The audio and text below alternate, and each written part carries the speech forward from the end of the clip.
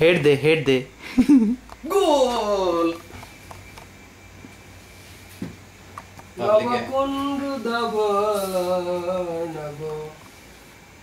कौन शिल्पीতে গান গায় নবকুন্দ ধবল দল সুশীতলা ঠিক আছে রে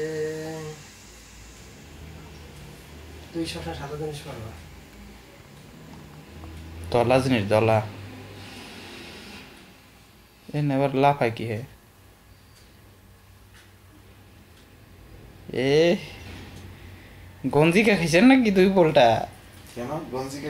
গঞ্জিকা সেবক দেখা যায়